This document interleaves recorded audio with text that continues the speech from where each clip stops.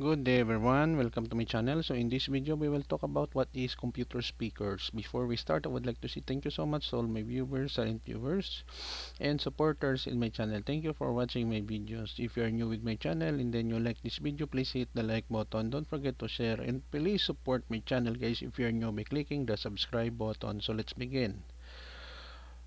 Computer speakers. Computer speakers or multimedia speakers are speakers sold for use with computers, although usually capable of other audio uses. For MP3 player, most such speakers have internal amplifier and consequently require a power source. It may be by a mains power supply or via an AC adapter, batteries, or USB port. The signal input connector is often 3.0 mm jack plug, usually color coded lime green per the PC99 standard. RCA connectors are sometimes used, and a USB port may supply both signal and power, requiring additional circuitry and only suitable for use with a computer. Battery powered wireless Bluetooth speakers requires no connectors at all. Most computers have speakers on low power and quality built-in. When external speakers are connected, they disable the built-in speakers. Haltic Lansing claims to have created the computer speaker market in 1990.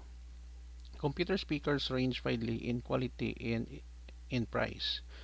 Computer speakers, sometimes packaged with computer systems, are small, plastic, and have mediocre sound quality. Some computer speakers have equalization features such as bass and tremble control. Bluetooth speakers can be connected with a computer by using an auxiliary jack and compatible adapter prove instrumental. More sophisticated computer speakers can have a subwoofer unit to enhance bass output.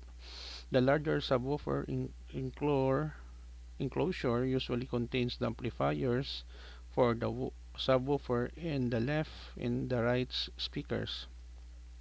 Some computer displays have a rather basic speakers built in.